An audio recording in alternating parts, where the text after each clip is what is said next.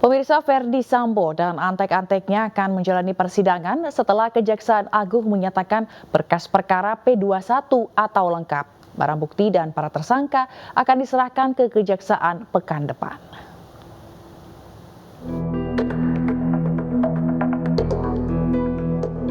Berkas perkara kasus pembunuhan berencana Brigadir Joshua Huta Barat telah dinyatakan lengkap atau P21 oleh Kejaksaan Agung. Selain itu, berkas perkara dalam kasus penghalangan penyidikan dengan penerapan pasal Undang-Undang ITE juga telah lengkap. Dalam kasus pembunuhan berencana Brigadir Joshua, total ada 5 tersangka.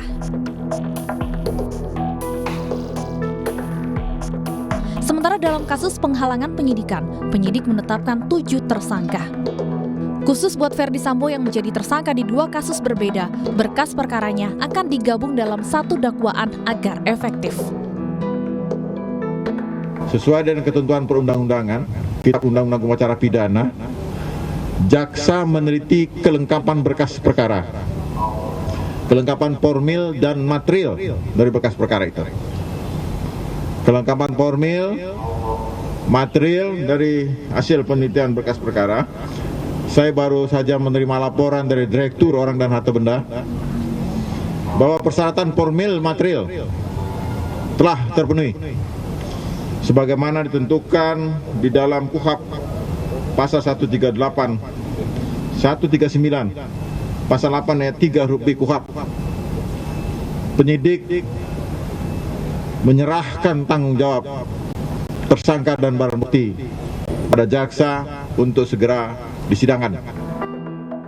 Setelah berstatus P21, polisi akan menyerahkan barang bukti dan tersangka ke Kejagung pada Senin 3 Oktober mendatang. Hak kewajiban penyidik akan segera melimpahkan atau tahap 2. Insya Allah untuk rencana pelimpahan tahap 2 akan dilaksanakan penyerahan tersangka dan barang bukti pada hari Senin tanggal 3 Oktober tahun 2022.